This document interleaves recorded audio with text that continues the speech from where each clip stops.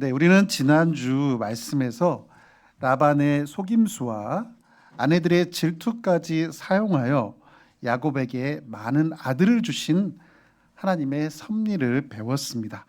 오늘 말씀은 이런 하나님의 섭리와 은혜가 있었음에도 불구하고 믿음이 아주 연약한 야곱을 기도하는 자로 변화시키신 하나님의 말씀입니다. 인생을 살아가면서 우리 힘으로 도저히 안 될 때가 있습니다. 그런데 이런 때 하나님께 우리가 기도하기보다는 자기 노력을 앞세웁니다. 요즘은 AI에게 물어보기도 하고 또 챗 GPT도 있죠. 저 상담하다 보면 이것 때문에 힘들어요. AI한테 물어봤는데 AI가 틀린 말을 가르쳐 주는데 아주 끝까지 자기 고시 AI가 맞다고 얘기하는 그런 분들도 있는데, 어쨌든 그렇게 물어보기도 하고 선배들을 찾아가기도 하고 나름의 노력도 열심히 해봅니다. 물론 그 노력이 꼭 필요합니다. 이런 노력을 통해서 해결되는 문제도 있습니다. 그런데 인생의 근본 문제 앞에서는 방법을 찾지 못하는 경우가 많습니다. 나아가 우리 인생 여정 속에서 굵직한 사건들, 예를 들어서 학교 진학 문제, 진로 문제, 취업 문제, 또 결혼 문제, 출산과 자녀 양육 문제, 물질 문제, 또 우리 목자님들 경우에는 양들을 감당하는 문제, 동역의 문제 등 우리가 참 해결 방법을 찾지 못할 때가 많습니다. 이럴 때 우리는 하나님께 나아가 기도하기보다는 본문의 야곱처럼 다양한 인간적인 방법과 또 속임수를 쓰기도 합니다. 요즘 청년들은 AI와 경쟁을 해야 하는 치열한 삶을 살아야 합니다. 앞이 캄캄하다고 생각할 수 있습니다. 어떤 면에서는 본문의 야곱보다 힘든 상황일 수 있습니다. 이런 상황에서 하나님께서 저희를 기도의 세계로 초청하는데 이 하나님을 배우기를 기도합니다. 첫째, 고난의 기간에 함께 하신 하나님. 31장을 보십시오. 31장 1절을 보면 야곱이 우연히 외삼촌 라반의 아들들이 하는 말을 들었습니다. 그들은 이렇게 말했습니다. 야곱이 우리 아버지의 소유를 다 빼앗고 우리 아버지의 소유로 말미암아 모든 재물을 모았으니 이건 정말 도둑놈 아니냐. 라반의 아들들 입장에서는 이렇게 생각할 수도 있습니다. 라반의 재산은 늘어나는 것 같지 않은데 종노릇하는 야곱의 재산이 기하급수적으로 늘어나는 것을 보면서 뭔가 꼼수를 쓰고 있다고 생각한 것입니다. 근데 야곱의 입장에서는 굉장히 억울했습니다. 야곱은 라반의 양과 소를 잘 감당하면서 새끼를 낳을 때 가능성이 아주 희박한 비율로 급여를 받는 조건이었는데 하나님께서 긍휼히 여기셔서 양과 염소 중 아롱지거나 점이 있거나 검은색 새끼, 즉 잡새의 새끼가 많이 나게 하셨습니다. 그래서 급여 규정대로 받았을 뿐인데 많은 가축을 얻은 것입니다. 그런데 이렇게 양과 염소 새끼를 많이 얻는 과정에서 야곱은 어땠나요? 그는 버드나무와 신풍나무와 또 살구나무의 푸른 가지를 가축들이 물 먹는 구유 안에 세워서 가축들이 물 먹는 동안에 그 가지들을 보게 하였습니다. 참으로 어이없는 얘기고 아주 미신에 가까운 얘기입니다. 하나님은 이 야곱의 어이없는 시도에도 불구하고 그를 축복하신 것입니다. 32장에 보면 야곱의 가축은 무려 550마리가 넘고 종들도 꽤 있을 정도로 아주 충만한 축복을 받았습니다. 야곱의 아들들은 이런 하나님의 역사하심을 모르고 야곱이 도둑질했다고 하였습니다. 라반의 안색도 안 좋은 것을 보니까 라반도 그렇게 생각하는 듯 했습니다. 이때 하나님께서 야곱에게 말씀하셨습니다. 내 조상의 땅, 내 족속에게로 돌아가라. 내가 너와 함께 있으리라. 현 상황을 보면 야곱의 입장에서는 아주 억울한 상황입니다. 그러나 하나님의 말씀을 보면 이 상황이 하나님의 섭리였다는 것을 알 수 있습니다. 야곱이 더 이상 바단 아람에 머무를 수 없는 상황이 되었기에 고향으로 돌아갈 생각을 갖도록 하시는 하나님의 섭리였습니다. 야곱은 이 하나님의 방향에 순종하여 바단 아람을 떠나고자 하였습니다.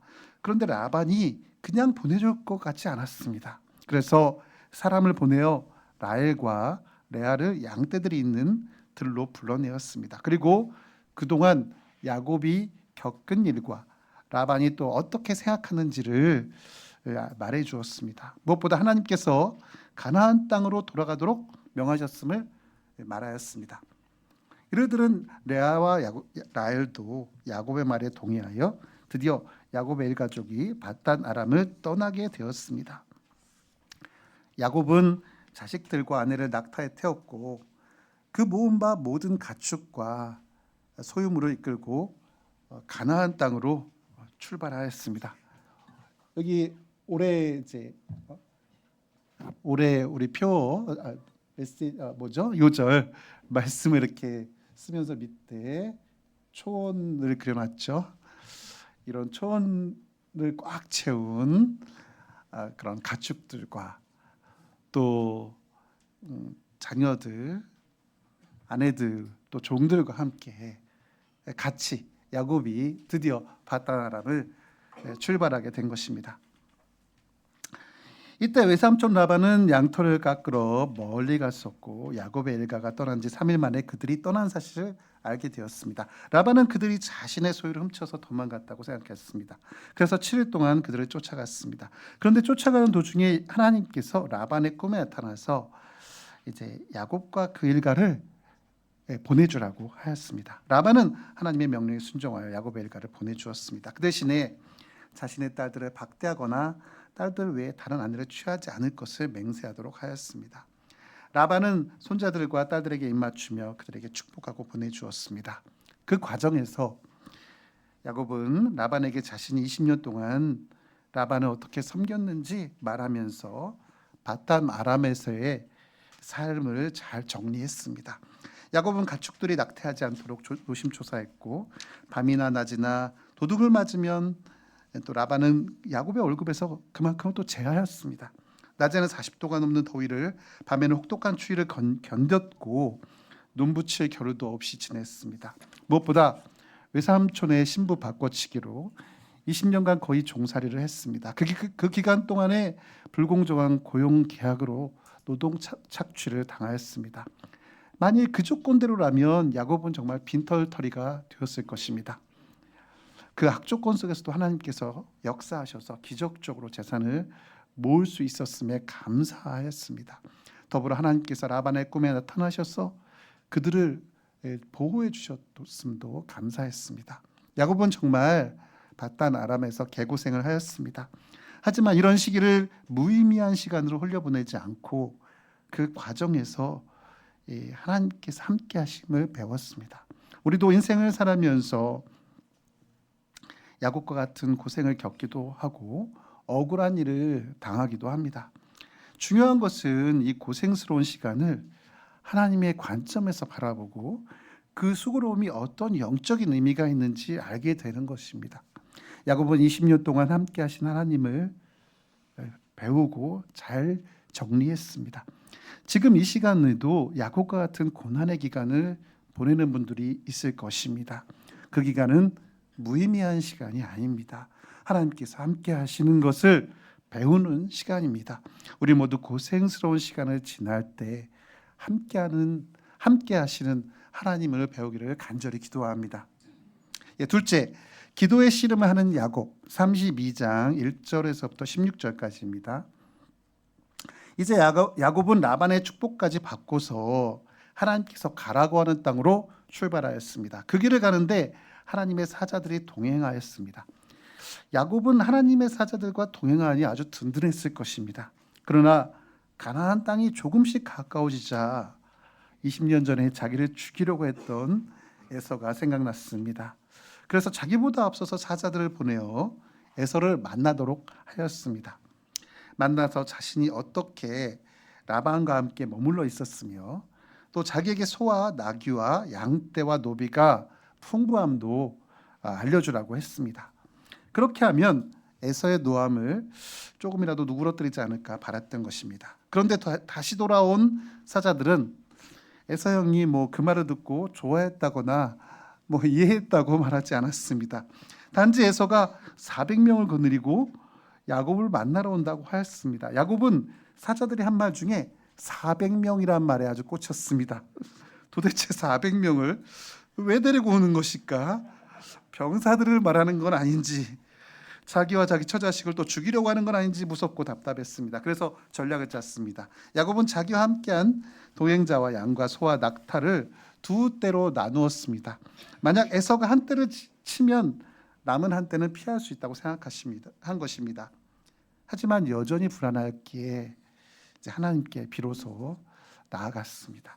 야곱은 먼저 하나님께 감사하였습니다. 야곱이 지팡이만 가지고 요단을 건넜던 때를 생각하면 지금은 아주 두 큰 때를 이루게 될 정도로 일가를 이루게 하신 하나님께 감사했습니다. 그리고 나서 기도하였습니다.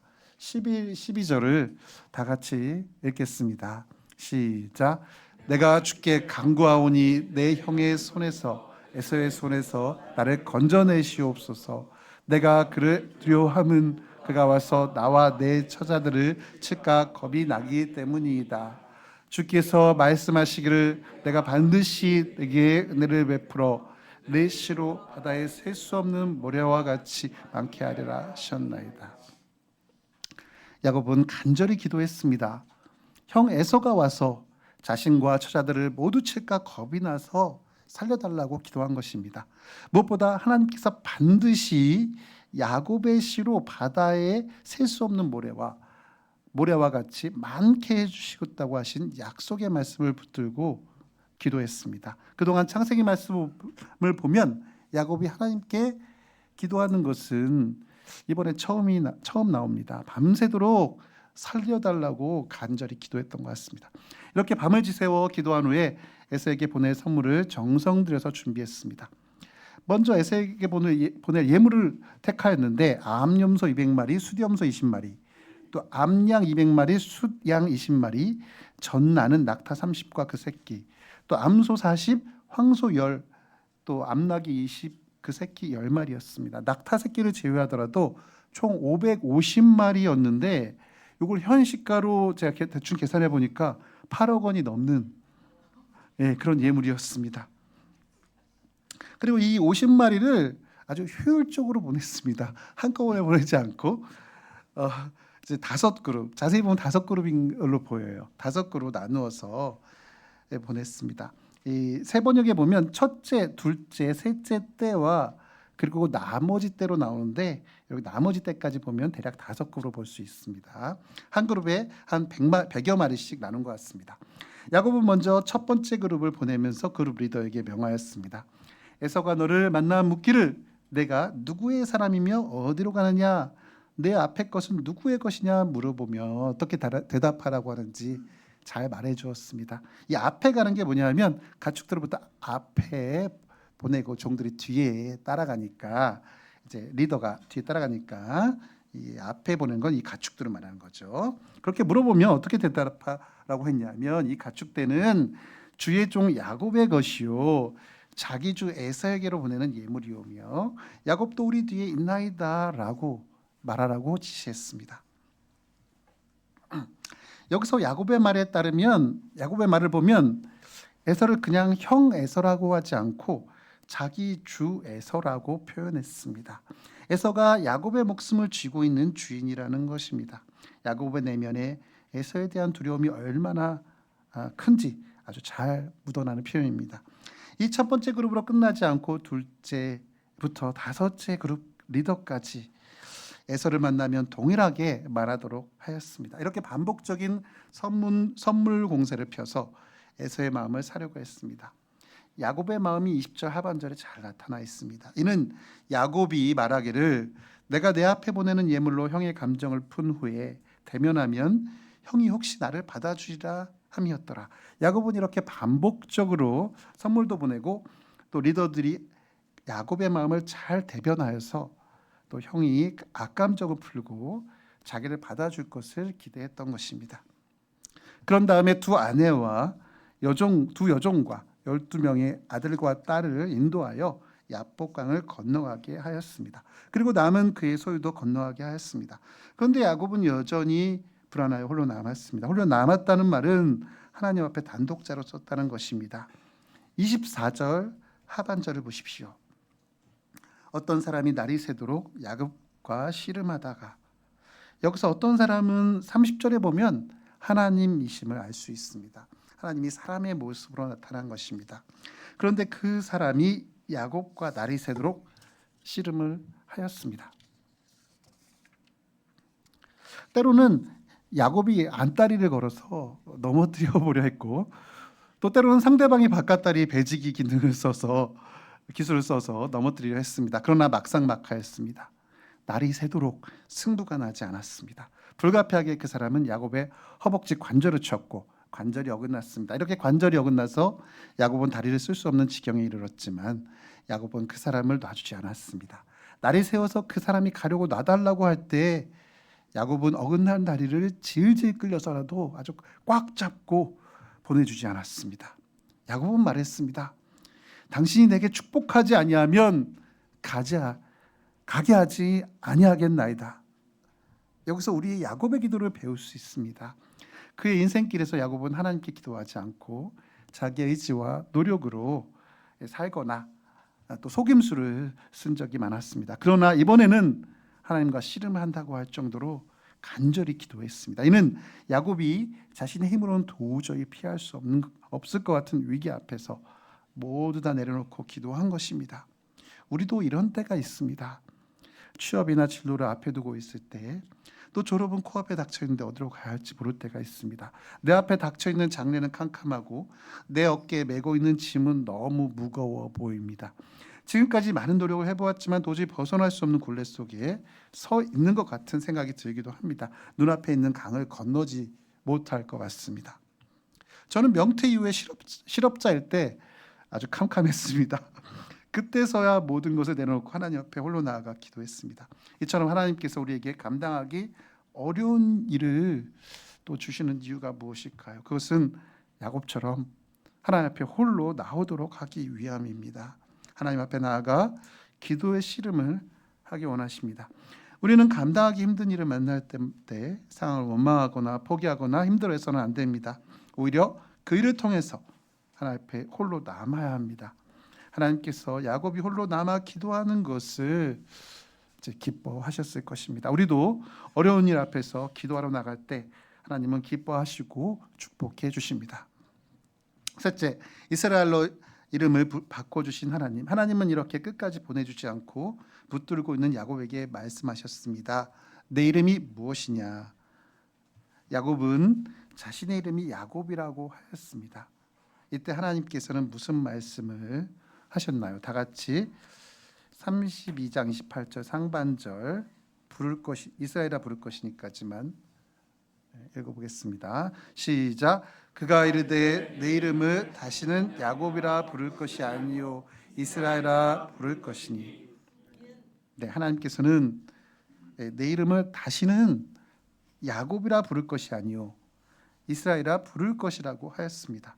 야곱이라는 이름의 뜻은 속이는 자입니다. 어떻게든 속여서 이겨보려고 하는 자입니다. 쌍둥이로 태어날 때도 형 에서의 발뒤꿈치를 잡고서 태어날 정도로 형과 또 세상을 이겨보고자 하는 자였습니다. 이에 반해서 이스라엘의 뜻은 28절 하반절에도 나와 있듯이 하나님과 및 사람들과 겨루어 이긴 자입니다. 그런데 이게 진짜 말이 안 됩니다. 어떻게 하나님과 겨루어 이길 수가 있습니까? 하나님을 이길 수 있는 자는 없습니다. 그래서 문맥을 잘 살펴봐야 되는데 하나님과 결판이 날 때까지 씨름한 야곱을 이렇게 부른 것을 보면 하나님과 겨루어 이긴 자의 뜻을 잘 알 수 있습니다. 우리가 올림픽 경기의 태권도, 유도, 레슬링 등의 격투기에서 세계 정상급 선수들의 실력 차이는 종이 한 장 차이입니다. 그런데 그들 중 금메달을 따는 선수는 미리 전략을 잘 짜고 무엇보다 그에 대한 확신을 갖고 있는 선수입니다. 그렇지 않고 경기 전부터 확신이 없으면 이미 경기 들어가기 전에 이 경기를 진 것입니다. 야곱도 마찬가지입니다. 에서를 만나기 전에 하나님과 겨루어 이겼다는 것은 기도를 통해서 하나님께 대한 확신을 갖게 된 것입니다. 400명의 병사와 같이 오는 에서라 할지라도 천지의 창조주 되신 하나님께서 반드시 살려주실 것에 대한 믿음이 생긴 것입니다. 그래서 하나님과 겨루어 이겼고 또한 앞으로 만날 에서와의 싸움에서도 이긴 것입니다. 하나님은 약속의 땅에서는 이렇게 하나님과 및 사람과 겨루어 이긴 이스라엘의 삶을 살기를 원하신 것입니다. 이렇게 이스라엘이라는 이름을 받은 야곱의 앞길이 어떠했습니까? 먼저 하나님의 축복을 받았습니다. 야곱이 씨름을 마친 그 사람의 이름을 물어보았을 때 그는 이름을 말해주는 대신에 야곱을 축복하여 주었습니다. 이 축복에 힘입어 야곱은 두려움을 극복하고 나아갔습니다. 야곱은 에서를 만나기 전에 이미 기도해서 승리한 것입니다. 33장을 보면 에서가 장정 400명을 데리고 야곱의 일가와 만나는 장면이 나옵니다. 그때 에서는 야곱과 그의 가족들을 아주 반갑게 맞이해 주었습니다. 아마도 하나님께서 야곱의 기도를 들으시고 라반에게 꿈에 나타나셨듯이 또 에서의 마음도 누그러뜨리지 않았을까 보입니다. 야곱은 이미 기도의 싸움에서 승리하였기에 두려움 없이 가족들을 에서에게 소개했습니다. 하나님께서 은혜로 주신 자녀인도 간증했습니다. 더불어 하나님께서 베푸신 은혜가 족하고 소유도 족함으로 드린 예물을 에서가 받도록 간청했습니다. 이렇게 에서와 강렬한 만남을 뒤로하고 야곱과 그의 일가족은 가나안 땅 세겜 성읍에 평안히 이르게 되었습니다. 그리고 그 성읍에 장막을 치고 거기에 제단을 쌓고 그 이름을 엘로헤 이스라엘이라고 불렀습니다. 이는 하나님은 이스라엘의 하나님이라는 고백입니다. 이스라엘은 야곱의 새로운 이름이죠. 즉 야곱 자신이 만난 하나님을 간증한 것입니다. 결론적으로 야곱의 이름을 이스라엘로 부르신 하나님에게서 우리가 배울 수 있는 것이 무엇일까요? 이 하나님은 속이는 자요 발 뒤꿈치를 잡은 자 야곱과 같은 우리를 하나님을 의지하고 기도하는 자로 이제 변화시키시는 하나님이십니다. 제 인생을 돌아보면 야곱과 같이 모든 것을 내려놓고 하나님과 씨름했던 시간이 있습니다. 앞에서 말씀드렸듯이 어떤 시간도 있고 또 제가 사회에 처음에 진출할 때도 그랬습니다. 제가 사회에 진출하려고 할 때가 IMF였습니다. 이때 취업의 어려움을 하나님 앞에 기도하고 이제 극복할 수 있었고 또 IT 회사에 취업했습니다. 그 후에 또 IT 회사에서 5년 근무하면서 또 그 후에 보험 영업도 5년 하고 외국계 보험 회사 교육 업무를 14년 동안 감당했습니다. 이 교육 업무를 감당할 때 그 전에 했던 IT와 영업 경험 그리고 전문 자격증의 실력을 발휘하여 제가 주로 이제 온라인 교육이나 재무 교육 이런 것들을 감당했는데 이때가 제 실력을 충분히 발휘할 수 있었던 때인 것 같습니다. 그런데 문제는 이 업계가 명예퇴직이 빠르다는 것입니다. 그래서 저는 재직 중에 미리 명퇴휴를 준비했습니다. 명퇴가 혹시 언제 올지 모르니까. 그래서 교육 업무를 잘 살려서 이 회사를 그만두었더라도 프리랜서 전문 강사로 일할 수 있도록 준비한 것입니다.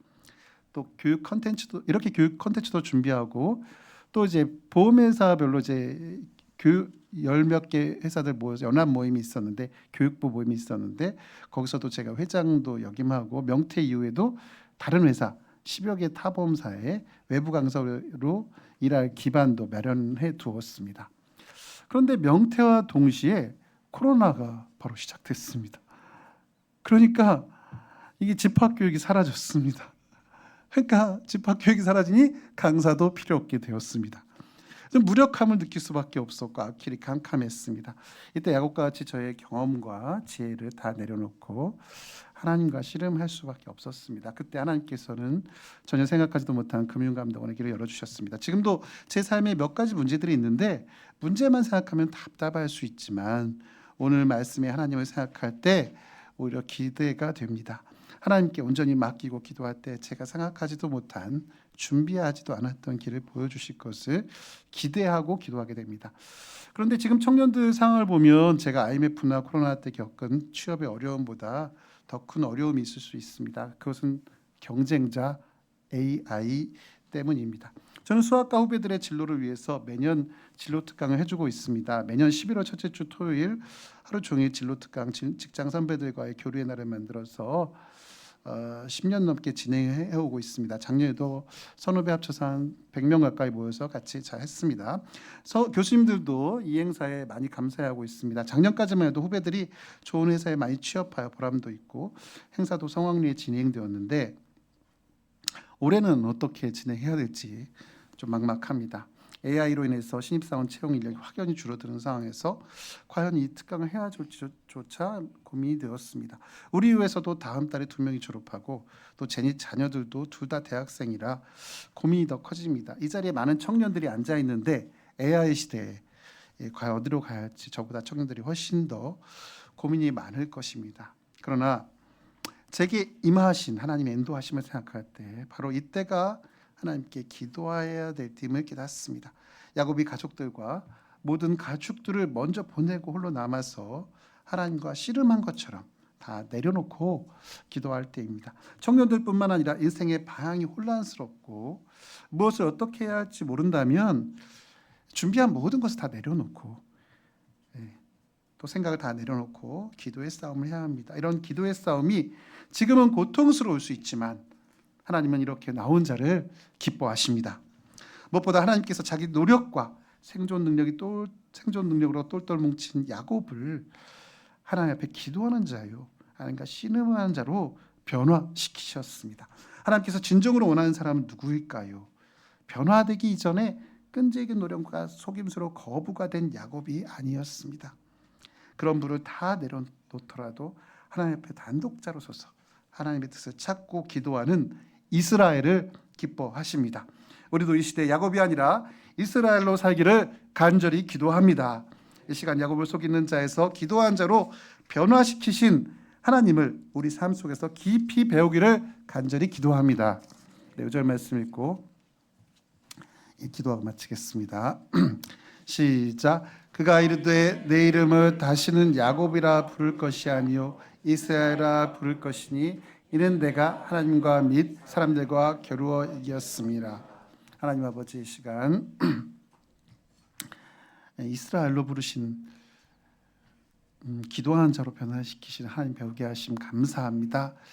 저희가 우리 힘으로 할 수 없는 일이 있습니다. 이때 정말 주님께서는 주님 앞에 나와 기도하기를 원하심을 깨닫습니다.